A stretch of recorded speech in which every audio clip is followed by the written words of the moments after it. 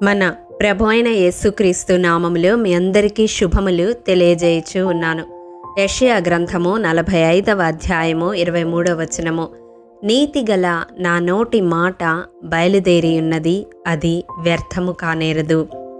ప్రియ దైవజనమా, దేవుడు మన పక్షముగా ఒక మాటను విడుదల చేస్తే అది వ్యర్థము కాదు అని వాక్యము తెలియజేస్తూ ఉంది. దేవుడు చేసిన వాగ్దానమునకు అన్ని ప్రతికూల పరిస్థితులే ఎదురవుతూ ఉన్నప్పటికీ ఆ వాగ్దానమును దేవుడు తప్పక మన జీవితాలలో నెరవేరుస్తాడు. ఎందుకు దేవుని మాట వ్యర్థము కాదు అని మనము వాక్యపు వెలుగులో ధ్యానించినట్లయితే, యోహాను సువార్త 6వ అధ్యాయము 63వ వచనం ప్రకారం ఆయన మాటలు ఆత్మయు జీవమునై ఉన్నవి. అవును, ఆయన మాటలు జీవము గలవి. ఆయన నిత్య జీవపు మాటలు గలవాడు అని పేతురు కూడా అంటాడు కదా. మనుషులు మాట ఇస్తే వారి ప్రాణం ఉన్నంత వరకే వాటిని నెరవేర్చడానికి అవకాశం ఉంటుంది. కానీ యుగ యుగములు సజీవుడైన దేవుడు మాట ఇస్తే అది తప్పక నెరవేరుతుంది, వ్యర్థము కాదు. రెండవదిగా, దేవుని మాట ఎందుకు వ్యర్థము కాదు అంటే, సమూయేలు 2వ గ్రంథం 7వ అధ్యాయం 28వ వచనం ప్రకారం దేవుని మాట సత్యమైనది. ఆయన మాట ఇచ్చి నెరవేర్చకుండా ఉండుటకు నరుడు కాడు, అబద్ధమాడుటకు నరుడు కాడు, సత్య దేవుడు. మనకు ఆధారమైన దేవుడు ఎన్నడూ అబద్ధమాడనివాడు. ప్రియ దైవజనమా, ఆయన మాట ఇస్తే దానిని స్థిరపరచడానికి ఇష్టపడతాడు. ఆయన చెప్పి చేయకుండా ఉండే దేవుడు కాదు. ఆయన మాట ఇచ్చి స్థాపింపకుండా ఉండే దేవుడు కాదు.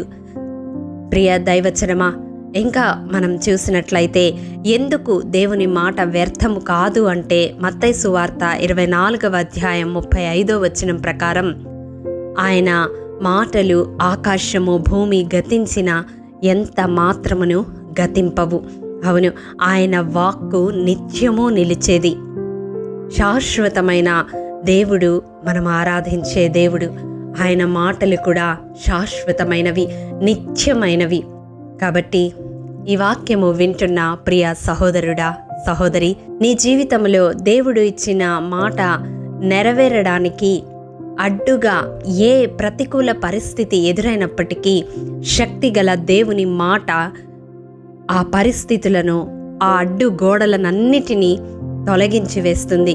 ఎందుకంటే ఆయన మాట అగ్ని వంటిది, బండను బద్దలు చేయు సుత్తె వంటిది. ఎటువంటి ప్రతికూలతనైనా అది కాల్చివేస్తుంది, ఎటువంటి అవరోధాన్నైనా అది బద్దలు చేస్తుంది. కాబట్టి ప్రియ దైవజనమా, నీకు మాట ఇచ్చిన దేవుడు ఎన్నడూ మాట తప్పనివాడు. కాబట్టి దేవుడు చేసిన వాగ్దానము ఇంకా నా జీవితంలో నెరవేరడం లేదు అని దిగులు పడుతూ ఈ మాటలు నీవు వింటున్నట్లయితే, దేవుడు నీతోనే సూటిగా మాట్లాడుతూ ఉన్నాడు.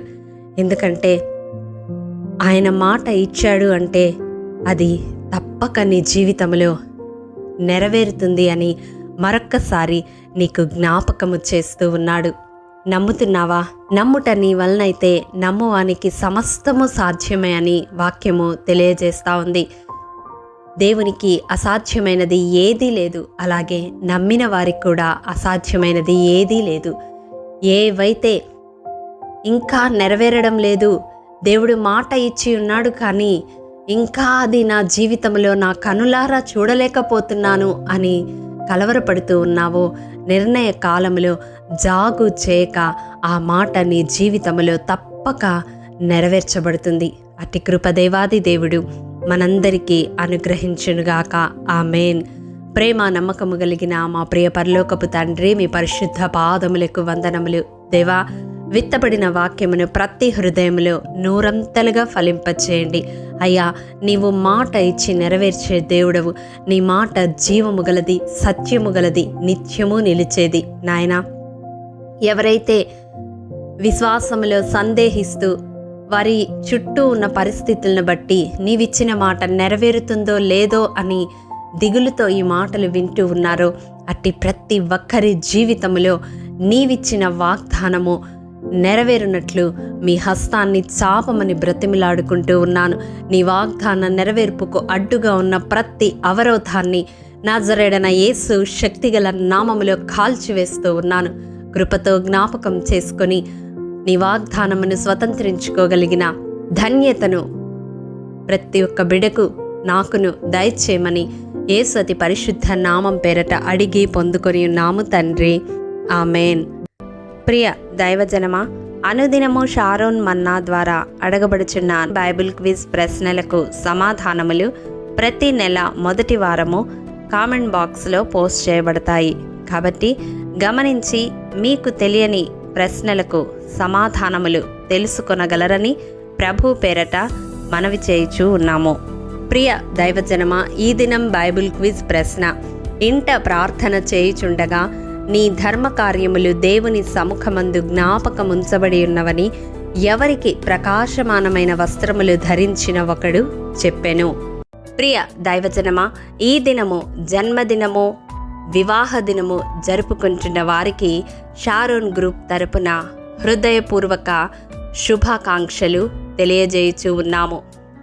దేవుడు శ్రేయస్కరమైన ఆశీర్వాదములతో ఈ సంవత్సరాది నుండి సంవత్సరాంతము వరకు మిమ్ములను నింపాలని ప్రార్థిస్తూ ఉన్నాము. ఆమేన్.